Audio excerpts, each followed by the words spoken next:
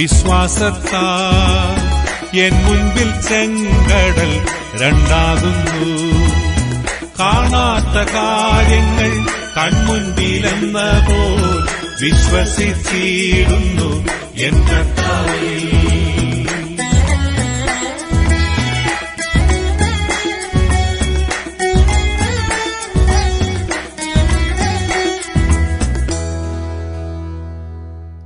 When you pray, നമ്മൾ പ്രാർത്ഥിക്കുമ്പോൾ സംശയത്തോടുകൂടെ ആയിരിക്കരുത് പ്രാർത്ഥിക്കുന്നത്. ദൈവത്തിന് ചെയ്യാൻ കഴിയുമോ കഴിയുകയില്ലയോ എന്നുള്ള സംശയത്തോടെ പ്രാർത്ഥിച്ചിട്ട് യാതൊരു അർത്ഥവുമില്ല.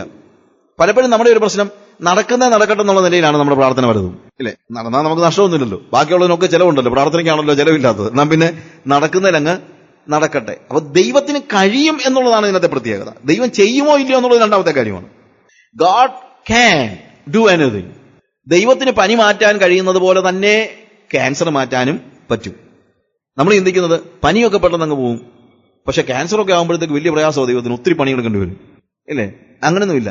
ഡോക്ടർക്ക് ഒരു പക്ഷേ ഒരു മേജർ സർജറി ചെയ്യുന്നതും ചെറിയൊരു സർജറി ചെയ്യുന്നതും നമ്മുടെ സമയവ്യത്യാസം ഉണ്ടായിരിക്കും. പക്ഷെ ദൈവത്തിന് അതിന്റെ ആവശ്യമില്ല.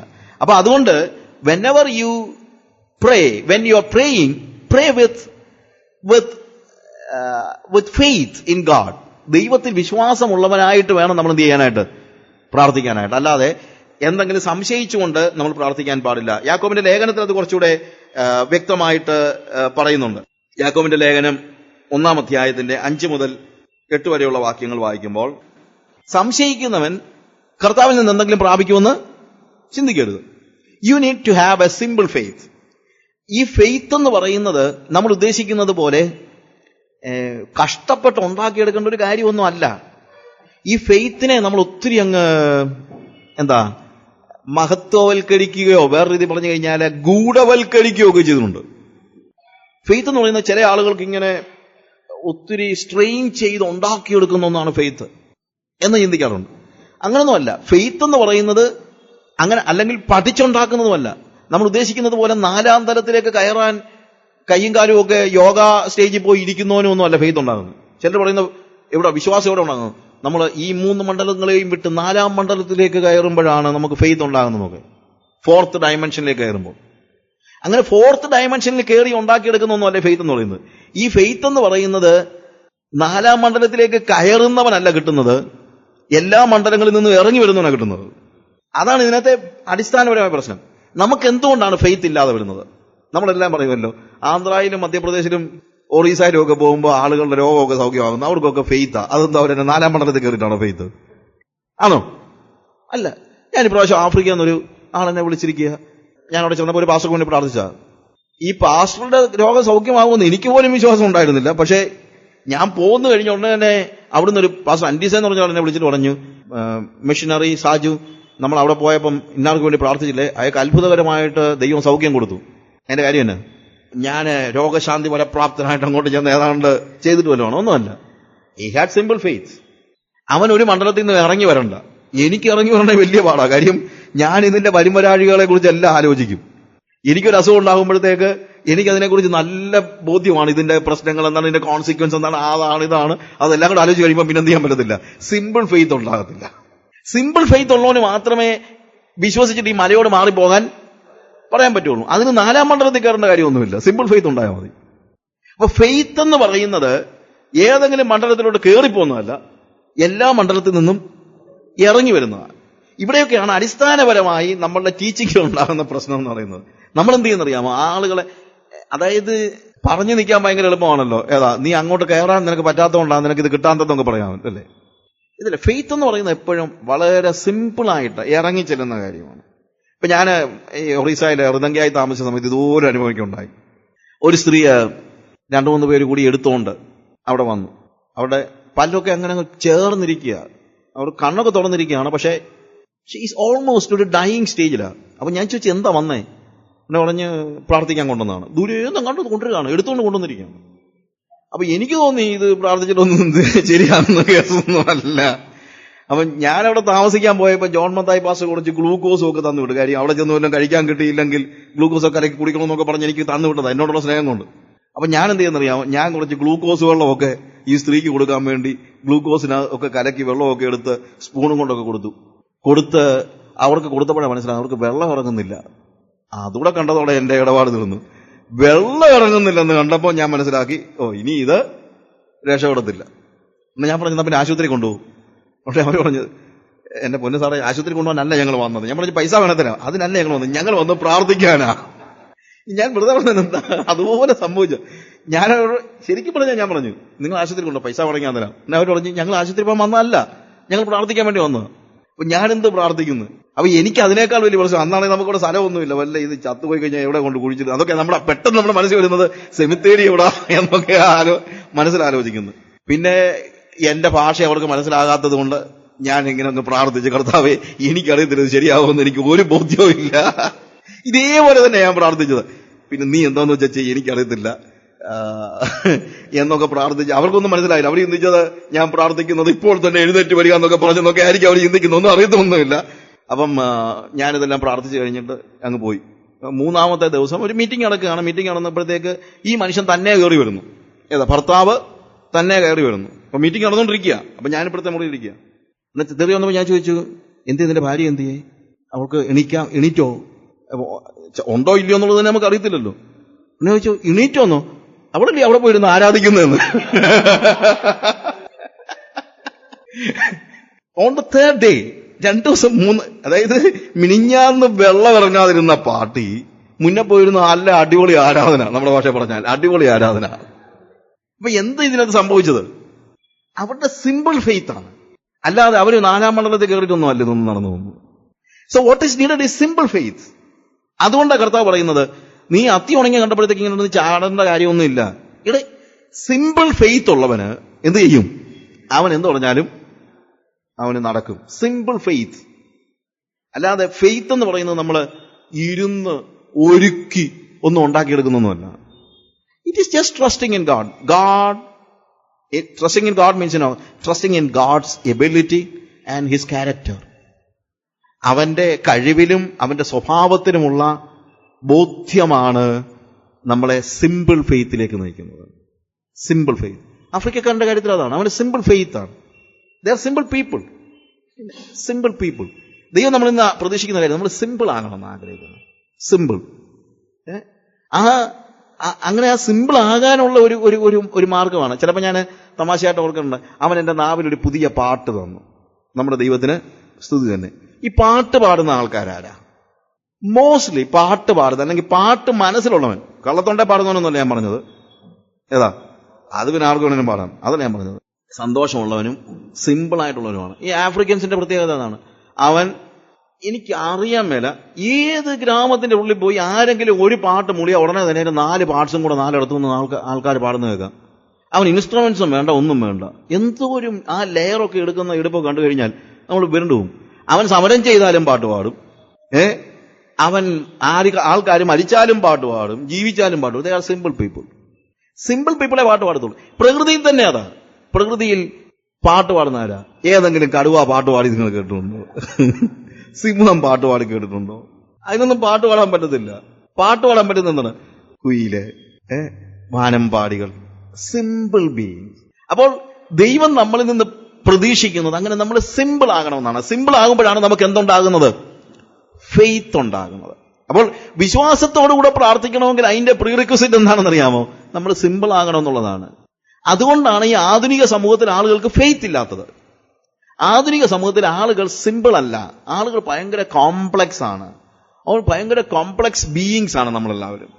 അതുകൊണ്ട് നമുക്ക് 1000 കൂട്ടം കാര്യങ്ങളുണ്ട്. നമുക്കിങ്ങനെ സിമ്പിൾ ആകാൻ പറ്റുന്നത് ഇല്ലേ? അപ്പോൾ ഇതിൽ നിന്നുള്ള ഒരു വലിയ മോചനമാണ് വാസ്തവത്തിൽ ആവശ്യം. അതാ കർത്താവ് പറയുന്നത്, നിങ്ങൾ തിരിഞ്ഞ് ശിശുക്കളെ പോലെ ആയി വരുന്നില്ല എങ്കിൽ. ശിശുക്കളുടെ പ്രത്യേകത എന്താണ്? They are simple. ആ സിംപ്ലിസിറ്റി അതൊരു ഭയങ്കര ഡിസിപ്ലിനാണ്. എന്താ discipline? The discipline of a child heart. The discipline of a child heart.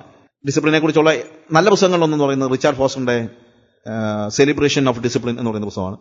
വേറൊരു നല്ല ബുക്ക് ഞാൻ കണ്ടത്, അത് കുറച്ചുകൂടെ ഡീപ്പാണ്. അത് ഓസ്വാൾഡ് ചേംബേഴ്സിന്റെ ക്രിസ്ത്യൻ ഡിസിപ്ലിൻ എന്ന് പറയുന്ന ബുക്കാണ്. അതിനകത്ത് ഡിസിപ്ലിൻസ് പലത് പറയുന്ന കൂട്ടത്തിൽ പറയുന്ന ഒരു പ്രധാനപ്പെട്ട ഡിസിപ്ലിനാണ് the discipline of a child heart. നമ്മൾ വേദോസം വായിച്ചു നോക്കിക്കഴിഞ്ഞാൽ അങ്ങനെ ഒരു ഡിസിപ്ലിനായിട്ടൊന്നും പറഞ്ഞിട്ടില്ലെങ്കിലും അതാണ് ശരിക്കും പറഞ്ഞ ഡിസിപ്ലിൻ. എന്താണ്? നിങ്ങൾ തിരിഞ്ഞ് ശിശുക്കളെ പോലെ ആയി വരുന്നില്ലെങ്കിൽ നിങ്ങൾക്ക് ദൈവരാജ്യം അവകാശമാക്കുവാൻ കഴിയില്ല. What is needed is we need to be simple in our heart. നമ്മുടെ ഹൃദയം സിമ്പിൾ ആയിരിക്കണം. അങ്ങനെ ഉള്ള ഒരു വ്യക്തിക്ക് മാത്രം എന്ത് ചെയ്യാൻ പറ്റുള്ളൂ? സംശയിക്കാതെ, യാക്കോബിന്റെ അടുത്ത് പറഞ്ഞതാണ്, സംശയിക്കാതെ അപേക്ഷിക്കാൻ പറ്റുള്ളൂ. സംശയിക്കാതെ. അത് ദൈവം കേൾക്കും, നാച്ചുറലി കേൾക്കും. അത് സംഭവിക്കുമ്പോഴത്തേക്ക് നമുക്ക് അങ്ങനെ വലിയ എക്സൈറ്റ്മെന്റോ മറ്റുള്ള കാര്യങ്ങളോ ഒന്നും ഉണ്ടാകുന്നില്ല. സൈർ എന്ന് പറയുന്ന ഒരു ആഫ്രിക്കൻ രാജ്യമാണ്. വളരെ പട്ടിണി കിടക്കുന്ന ഒരു രാജ്യമാണ്. അവിടെ വർക്ക് ചെയ്യുന്ന ഒരു മിഷണറിയുടെ ഒരു സ്റ്റോറി ഞാനിങ്ങനെ വായിച്ചിട്ടുണ്ട്. ഒരു മിഷണറി സ്ത്രീയാണ്. അവരെ ഒരു പിള്ളേരെ എടുത്ത് വളർത്തുന്ന ഒരു പ്രസ്ഥാനമാണ് നടത്തുന്നത്. ഒത്തിരി പിള്ളേരുണ്ട്. ആ പിള്ളേരെല്ലാം ഇവരെ വിളിക്കുന്നത് മമ്മി എന്നാണ് വിളിക്കുന്നത്, അമ്മ എന്നാണ് വിളിക്കുന്നത്. അപ്പൊ അങ്ങനെ അപ്പൊ അതുകൊണ്ട് അനാഥരായ പിള്ളേരൊക്കെ ഇവരെ സ്വീകരിക്കുന്നത് കൊണ്ട് പല സമയത്തും സംഭവിക്കുന്നതെന്ന് ചോദിച്ചു കഴിഞ്ഞാൽ ഇവർക്ക് ഒത്തിരി അനാഥ പിള്ളേരെ വഴി നിന്നൊക്കെ കിട്ടും. നമ്മുടെ അമ്മത്തൊട്ടിൽ പോലെയൊക്കെ ഉള്ള ഇതെല്ലാം കിട്ടും. ഒരു ദിവസം ഇവർ നോക്കിയപ്പോഴത്തേക്ക് ഇവരുടെ മിഷൻ ഹോമിന്റെ മുമ്പിൽ ഒരു സ്ത്രീ മരിച്ചു കിടക്കുക. പക്ഷെ അപ്പോൾ ജനിച്ച ഒരു കുഞ്ഞ് അതിനടുത്ത് തന്നെ ആ ശവത്തിന്റെ മുല കുടിച്ച് കിടക്കുകയാണ്. ആൻഡ് ഓൾസോ അതിന്റെ മൂത്ത ഒരു കൊച്ച്, 2 വയസ്സുള്ള ഒരു കൊച്ച് ഭയങ്കര കരച്ചിലും. അതിനെന്താണെന്ന് മനസ്സിലാകുന്നില്ല എന്തോ നടന്നെന്നുള്ളത്. അപ്പൊ ഇവരെന്ത് ചെയ്തു? പെട്ടെന്ന് കുഞ്ഞിനെ എടുത്ത് നോക്കിയപ്പോഴത്തേക്ക് ഇപ്പൊ ജനിച്ച കുഞ്ഞാണ്. സൈർ എന്ന് പറയുന്ന ഒരു പട്ടിണി രാജ്യമാണ്. ഈ ആഫ്രിക്കയിലെ പല കൺട്രീസിനും അങ്ങനെയുള്ള പ്രോബ്ലമാണ്. അപ്പൊ ഇവർ പറഞ്ഞ അവർ എഴുതിയ ഒരു കാര്യമാണ്, അവിടെ നടന്നൊരു എക്സ്പീരിയൻസ് ആണ്. അപ്പൊ ഇവർ പെട്ടെന്ന് ഈ കുഞ്ഞിനെ എടുത്തു. പക്ഷേ ഇതിന് ശരിക്കും ഒരു പ്രീമച്യൂർ കൊച്ചു പോലുള്ള ഒരു കൊച്ചാണ്. അപ്പൊ ഇതിനെ ഇടാനായിട്ട് അല്ലെങ്കിൽ ഇതിനെ ചൂട് കൊടുക്കാനായിട്ട് അവർക്കൊരു ഹോട്ട് വാട്ടർ ബാഗ് വേണം. പക്ഷെ ഇവരുടെ കയ്യിൽ ഒരു ഹോട്ട് വാട്ടർ ബാഗ് ഇല്ല. തന്നെയല്ല, ഈ കൊച്ചു കിടന്ന് ഭയങ്കര കരച്ചില്ല. അപ്പം ഇവർ ചിന്തിച്ചു, എന്തോ ചെയ്യാനാ, നമുക്ക് പ്രാർത്ഥിക്കാം. ഞാൻ നേരത്തെ പറഞ്ഞ മറ്റേ ഉദാഹരണം നിങ്ങൾ ഓർക്കുന്നുണ്ടല്ലോ, കാറിന്റെ കീ അകത്തിട്ടേച്ച് പോയ പോലെ. വേറെ ഒന്നും ചെയ്യാനില്ലാത്തതുകൊണ്ട് അവരെന്ത് ചെയ്തു? പ്രാർത്ഥിക്കാൻ തുടങ്ങി. ഒരു കുഞ്ഞുങ്ങളെല്ലാം വിളിച്ചു വരുത്തി പ്രാർത്ഥിക്കാൻ പറഞ്ഞു. അപ്പൊ ഒരു കൊച്ചിനെ ഏൽപ്പിച്ച് പ്രാർത്ഥിക്കാൻ. ഒരു കൊച്ചാ. അവൾ പ്രാർത്ഥിച്ചു, ദൈവമേ, ഈ കുഞ്ഞിന്റെ കാര്യം നീ മനസ്സിലാക്കിയല്ലോ. മമ്മ പറയുന്നത് ഈ കുഞ്ഞിന് ഹോട്ട് വാട്ടർ ബാഗ് കിട്ടിയില്ലെങ്കിൽ കൊച്ചു മരിച്ചു പോകുന്ന. പക്ഷെ ഹോട്ട് വാട്ടർ ബാഗ് ഇവിടെ ഇല്ലല്ലോ. അത് വാങ്ങിക്കാനൊന്നും കിട്ടത്തില്ല. സൈഡിൽ അതൊന്നും വാങ്ങിക്കാനൊന്നും കിട്ടത്തൊന്നുമില്ല. അത് കടയിൽ പോയി വാങ്ങിക്കാൻ പറ്റുന്ന ഒരു കാര്യമൊന്നും അല്ല. അപ്പൊ അതുകൊണ്ട് ഈ കുഞ്ഞ് രക്ഷപ്പെടുമെന്ന് അവർക്ക് യാതൊരു ബോധ്യവുമില്ല. അപ്പൊ ആ സമയത്താണ് പ്രാർത്ഥിക്കുന്നത്. അതുകൊണ്ട് നീ ഒരു ഹോട്ട് വാട്ടർ ബാഗ് ഞങ്ങൾക്ക് തരണേ. അത് കർത്താവ് ഇപ്പൊ തന്നെ തരണേ, പിന്നെ കിട്ടിയിട്ട് കാര്യമൊന്നുമില്ലല്ലോ. കൊച്ചു പ്രാർത്ഥിക്കുക, അത് കർത്താവ് ഇപ്പൊ തന്നെ തരണേ, ഈ പിന്നെ കിട്ടിയിട്ട് കാര്യമൊന്നുമില്ലല്ലോ. പിന്നെ അത് കൊടുത്തു വിടുന്ന കൂട്ടത്തില് ഇതിന് മൂത്ത കൊച്ചു ഭയങ്കര കരച്ചില, കർത്താവേ അതിനൊരു പാവയെ കൂടെ തന്നു വിടണേ. ഓക്കെ, കൊച്ചു പ്രാർത്ഥിച്ച. ഇവര് പറഞ്ഞത്, ഇവർ പ്രാർത്ഥിച്ചു കഴിഞ്ഞപ്പോൾ അവിടുത്തെ ഒരു കൊറിയർ സർവീസുകാരൻ വന്നിട്ട് പറഞ്ഞു, ഇവരുടെ പേരില് ഒരു വലിയ പാഴ്സൽ വന്ന് കിടപ്പണമെന്ന് പറഞ്ഞു.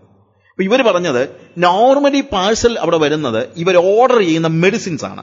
മെഡിസിൻ അവിടെ അവൈലബിൾ അല്ലാത്തതുകൊണ്ട് സൈഡിൽ മെഡിസിൻസ് ഒന്നും അവിടെ. അതുകൊണ്ട് ഇവർ ഓർഡർ ചെയ്യുന്ന മെഡിസിൻസ് ആണ് സാധാരണ രീതിയിൽ വരുന്നത്. അല്ലാതെ അവർക്കൊരു പാഴ്സൽ അവിടെ വരുന്നതേ ഇല്ല. അത് തന്നെയല്ല, ഒരു പാഴ്സൽ ഉണ്ടെങ്കിൽ 6 months എങ്കിലും എടുക്കും.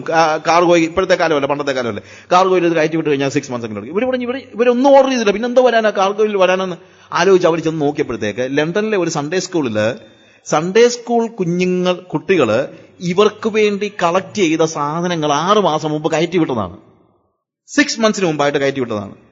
അപ്പൊ ഈ പാഴ്സൽ ഇവർ അറിഞ്ഞുപോലും ഇല്ല. കാര്യം ഇത് പെയ്ഡായിട്ട് കയറ്റി വിട്ടത്. ഇവരോട് ഇത് പറഞ്ഞൊന്നുമില്ല. ഇവരുടെ അഡ്രസ്സിൽ ഈ സൺഡേ സ്കൂളിൽ നിന്ന് കയറ്റി വിട്ടതാണ്.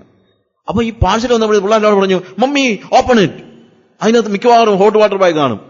ഉടനെ സൺഡേ സ്കൂൾ പിള്ളേർ കയറ്റി വിട്ടതിനകത്ത് എങ്ങനെയാ ഹോട്ട് വാട്ടർ ബാഗ് കാണുന്നത്? നോർമലി ഡ്രസ്സൊക്കെ ആയിരിക്കും കാണാൻ സാധ്യതയുള്ളൂ, വേറെ ഒന്നും കാണാൻ സാധ്യതയില്ല. പക്ഷെ ഇവർ തുറന്നു നോക്കിയപ്പോൾ കൈ ഇട്ടപ്പോൾ ആദ്യം കിട്ടുന്ന ഒരു ഹോട്ട് വാട്ടർ ബാഗാ. എന്തോ വീട്ടിലെ സാധനങ്ങളൊക്കെ കയറ്റിയിട്ട കൂട്ടത്തിൽ എന്തുകൊണ്ടുണ്ടായിരുന്നു? ഒരു ഹോട്ട് വാട്ടർ ബാഗ്.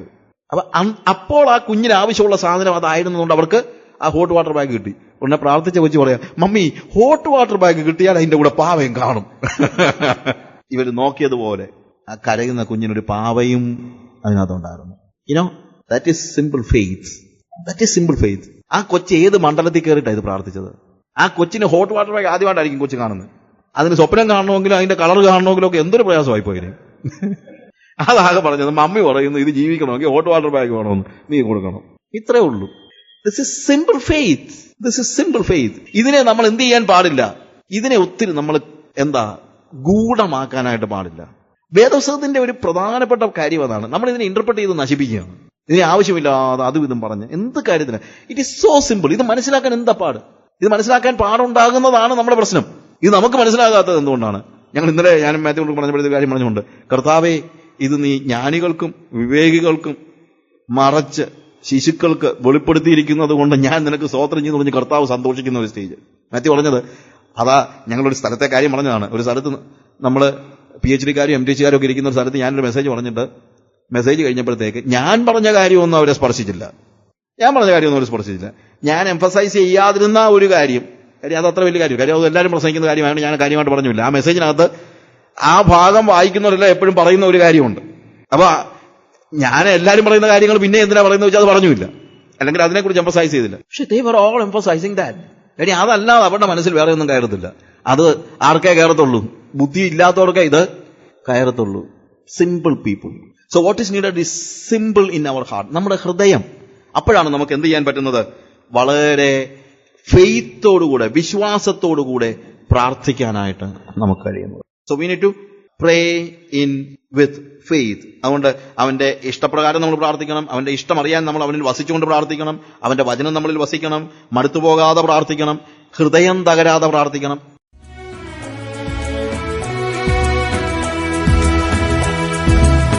കാണുന്നു ഞാൻ വിശ്വാസത്താൽ എൻ മുൻപിൽ ചെങ്കടൽ രണ്ടാകുന്നു. കാണുന്നു ഞാൻ വിശ്വാസത്താൽ എൻ മുൻപിൽ ചെങ്കടൽ രണ്ടാകുന്നു. കാണാത്ത കാര്യങ്ങൾ കൺമുൻപിലെന്ന പോൽ വിശ്വസിച്ചിടുന്നു എൻ കർത്താവിൽ. കാണാത്ത കാര്യങ്ങൾ കൺമുൻപിലെന്ന പോൽ വിശ്വസിച്ചിടുന്നു എൻ കർത്താവിൽ. കാണുന്നു ഞാൻ വിശ്വാസത്താൽ എൻ മുൻപിൽ ചെങ്കടൽ രണ്ടാകുന്നു. കാണുന്നു ഞാൻ വിശ്വാസത്താൽ എൻ മുൻപിൽ ചെങ്കടൽ രണ്ടാകുന്നു.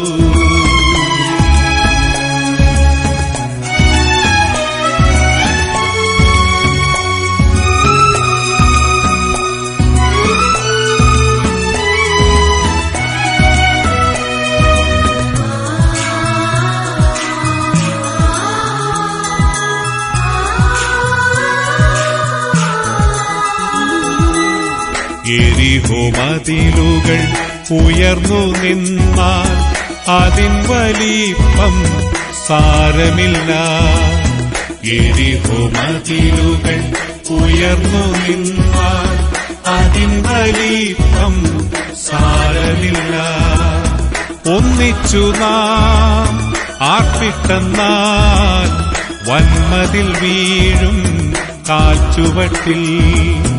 ഒന്നിച്ചു നാം ആർപ്പിട്ടെന്നാൽ വന്മതിൽ വീഴും കാൽച്ചുവട്ടിൽ. കാണുന്നു ഞാൻ വിശ്വാസത്താൽ എൻ മുൻപിൽ ചെങ്കടൽ രണ്ടാകുന്നു.